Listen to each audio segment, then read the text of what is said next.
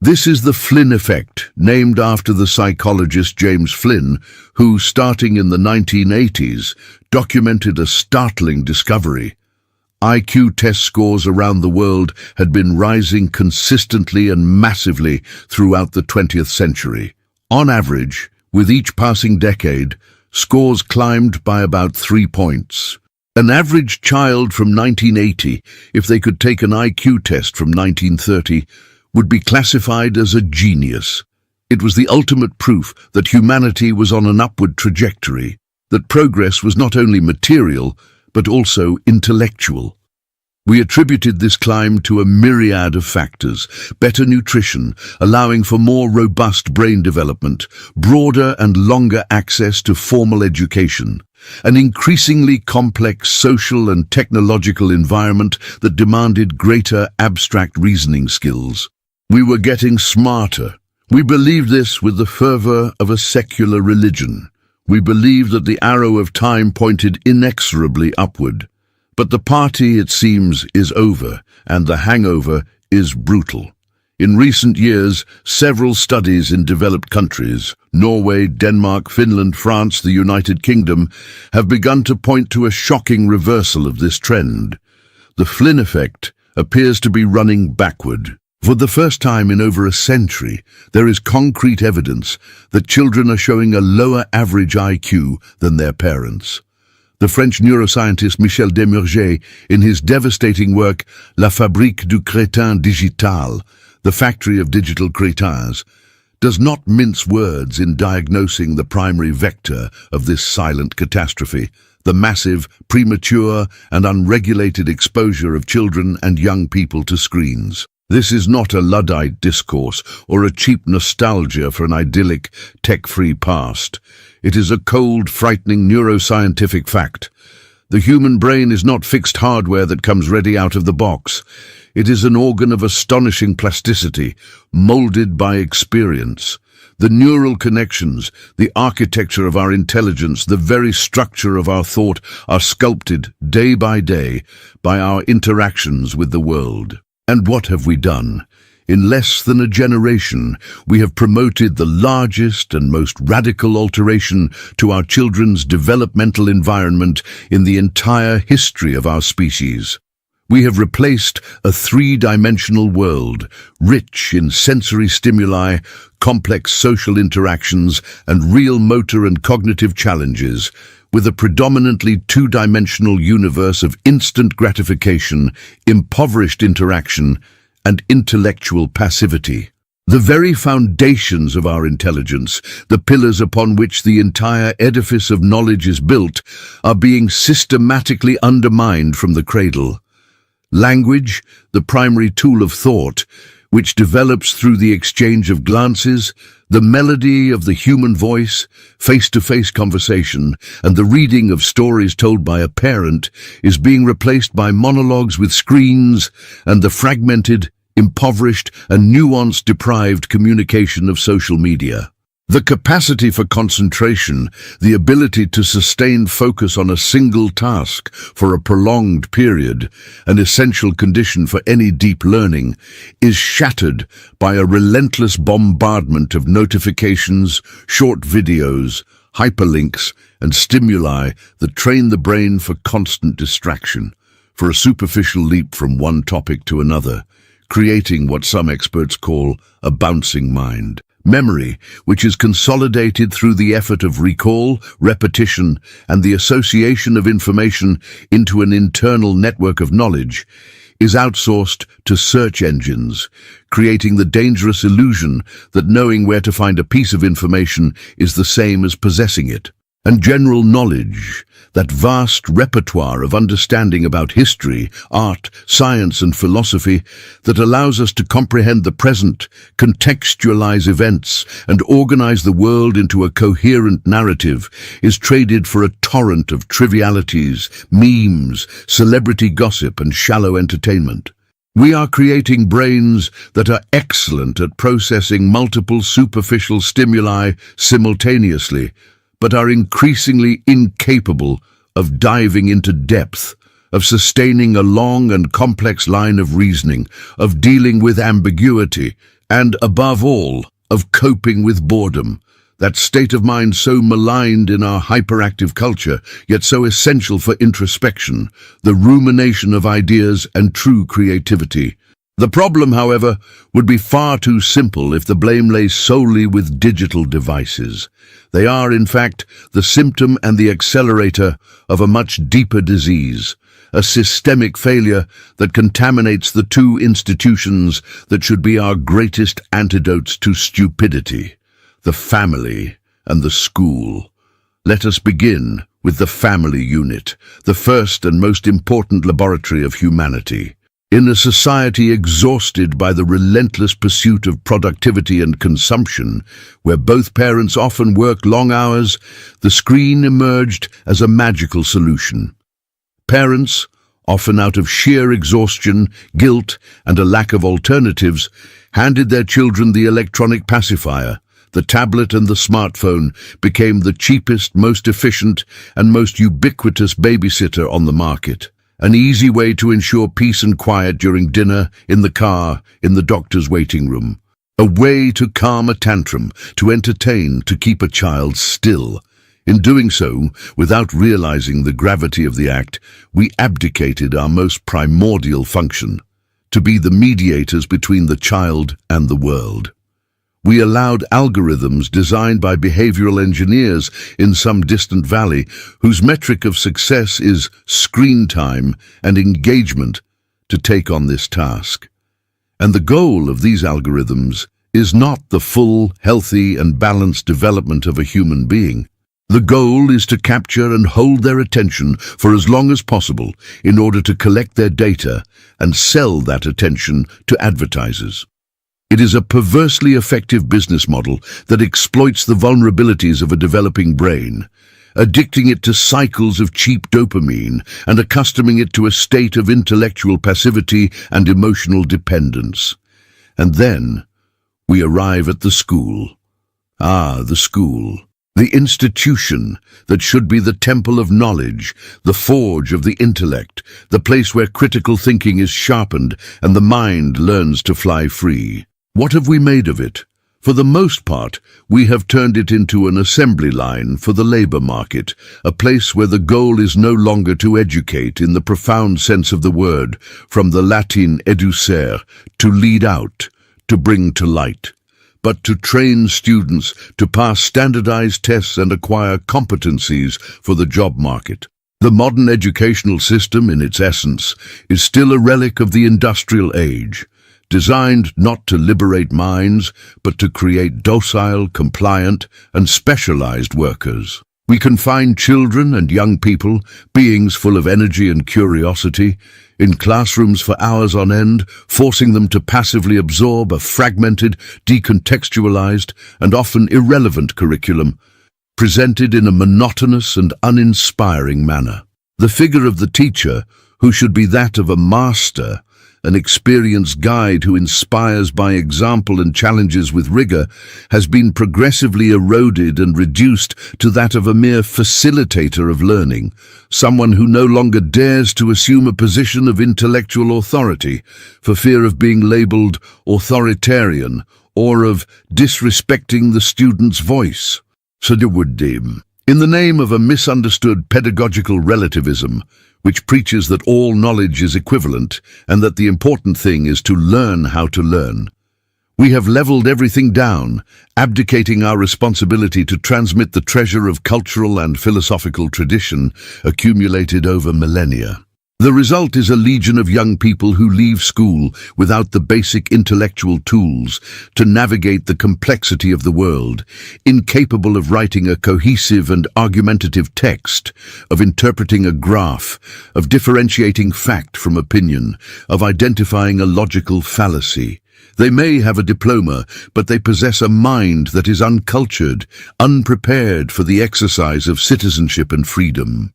This explosive combination of a brain neurologically unprepared by digital overexposure and a deficient and superficial educational background creates the fertile ground, the composted soil, for this new stupidity to flourish. It is here that we must move beyond psychology and pedagogy to enter the darker realm of social philosophy. The German theologian and pastor Dietrich Bonhoeffer, who wrote his reflections from prison while awaiting his execution by the Nazi regime, offered one of the most lucid and terrifying analyses of the nature of stupidity. For Bonhoeffer, stupidity is not primarily an intellectual defect, but a moral and psychological one. It is more dangerous than malice, because against malice we can protest, we can defend ourselves with force. Against stupidity, we are defenseless. The stupid person, according to him, is not necessarily someone with a low IQ. On the contrary, they can be intellectually brilliant in their field. Stupidity, for Bonhoeffer, is a sociological phenomenon. It arises when an individual, under the pressure of an overwhelming power or a contagious group dynamic, abdicates their inner autonomy, their capacity to judge for themselves. The stupid person does not reflect, does not question, does not analyze. They repeat slogans, adhere to simplistic narratives, and hermetically seal themselves off from any rational argument that might contradict their worldview. They become incapable of dialogue because they are not interested in the truth, but in the affirmation of their identity and their belonging to the group. Stupidity, in this sense, is a choice. The choice not to think. Now look around you with Bonhoeffer's eyes. Look at the public debate, the discussions on social media, the political conversations. What do we see but his theory staged on a global scale, 24 hours a day?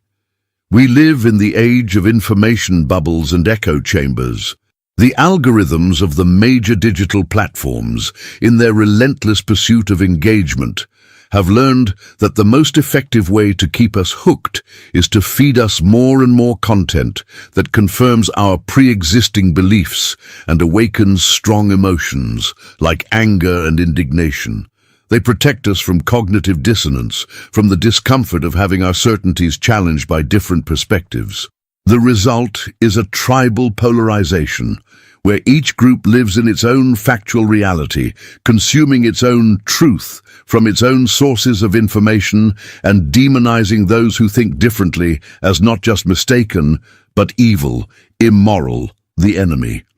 Critical thinking, which by definition is the ability to analyze different perspectives, to weigh evidence impartially and, if necessary, to change one's opinion in the face of stronger arguments, becomes not only unnecessary but undesirable.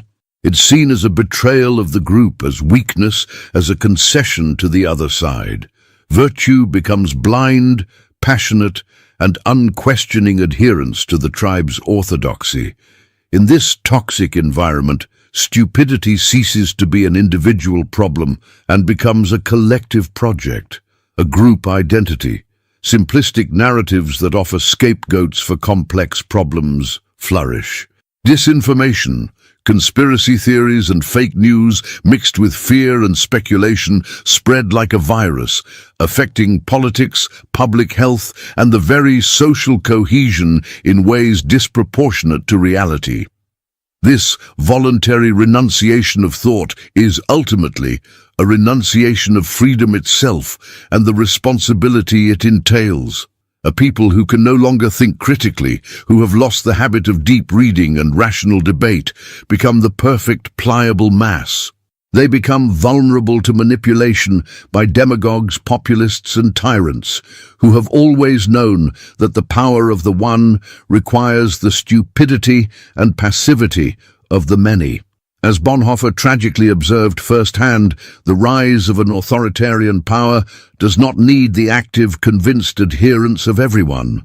It needs only the indifference, conformity, and stupidity of the many. People do not become stupid because they are evil, but because they refuse to bear the burden of reflection. It is easier, more comfortable, safer to let others think for us.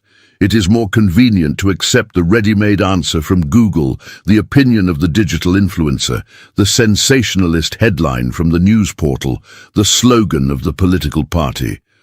Autonomous thought is an act of courage. It requires effort, discipline, time, and above all, the Socratic humility to recognize one's own ignorance as the starting point for knowledge. We are creating a generation that has been taught to have opinions, but not to have knowledge. A generation that confuses the ability to express a feeling with the skill to formulate an argument.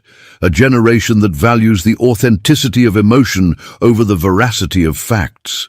The result is a swamp of subjectivism, where my truth carries the same weight as objective truth, and any attempt to establish a criterion of rationality, to hierarchize knowledge, or to seek a consensus based on evidence is seen as a form of oppression, of silencing, of epistemic violence. It is the celebration of ignorance, the transformation of stupidity into a right to be respected, an identity to be proudly displayed. And this is perhaps the most alarming symptom of our decay. When a society loses the ability to distinguish between the wise and the foolish, between knowledge and unfounded opinion, between competence and charlatanism, it loses its moral and intellectual compass. It is lost, adrift in an ocean of irrationality, ready to capsize in the first storm. And let us not deceive ourselves. This epidemic of stupidity is extremely profitable. The economic system in which we live, a capitalism of surveillance and consumption, has no interest in critical, reflective, and autonomous citizens. On the contrary, it thrives on distraction, superficiality, and impulsivity. A distracted citizen is a better consumer. Someone who cannot focus, who lives in a state of chronic anxiety and dissatisfaction, is the perfect target for the next purchase, the next series, the next product that promises a fleeting happiness. A citizen who lacks a solid cultural foundation, who does not know history, who does not understand economics or politics, is a more docile worker and a more manipulable voter. Stupidity is not an accident. It is a project. The same companies that sell the devices that distract us are the ones that profit from our fragmented attention. The same culture that devalues deep knowledge is the one that impels us to consume endlessly. We are trapped in a vicious cycle where our intellectual degradation feeds the machine that causes it. If you have made it this far, you likely feel a mixture of agreement, anger, and despair. So now what? Are we condemned to live in a global idiocracy, where mediocrity reigns, shouting replaces argument, and intelligence is viewed with suspicion? Perhaps. The outlook is bleak, there is no denying it. But as a philosopher, I refuse to end on a note of pure apocalypse. The awareness of the problem, however painful, is the first and most difficult step toward its solution. The good news is that the human brain, the same one being molded for distraction and superficiality, possesses incredible plasticity. It can be rewired. We can relearn how to think. We can, and we must, fight back. This is a summons, a call for a silent, personal, and non-transferable rebellion against the tyranny of stupidity. A rebellion waged not with weapons or shouts, but with acts of intellectual discipline and moral courage. A rebellion that begins with simple yet revolutionary gestures in our current context. Turn off your phone's notifications. Create sanctuaries of time and space in your day that are screen-free. Set aside time, every single day, to be alone with your thoughts, in silence, without the mediation of an algorithm. Read books. And I don't mean self-help manuals or airport bestsellers. Read the classics. Read long novels, poetry, history, philosophy. Read difficult books that challenge your certainties, that force you to reread a paragraph, to consult a dictionary, to truly think. Abandon the neurotic need to have an instant opinion on everything. Embrace the right to say, I don't know, and from that admission of ignorance begin to investigate with seriousness and depth. For those who are parents, the rebellion is even more urgent. Have the courage to be unpopular. Drastically limit your children's screen time. More importantly, replace that time with your presence. Talk, play on the floor, read stories aloud, cook together. Teach your children how to be bored. Boredom is the womb of creativity. Let them discover the world on their own, get frustrated, and learn to solve their own problems without the instant gratification of a video game. The task of educating is difficult, exhausting, and often thankless, but it is the most important task a human being can have. Do not outsource it to a machine. And for all of us, the rebellion involves rehumanizing our interactions. Talk to people who think differently from you, not with the goal of owning them or shutting them down, but with the genuine and humble interest of understanding their reasons, their logic, their worldview. Recover the art of conversation, of Socratic dialogue, where the questions are more important than the answers. The fight against stupidity will not be won with more information, for we are already drowning in it.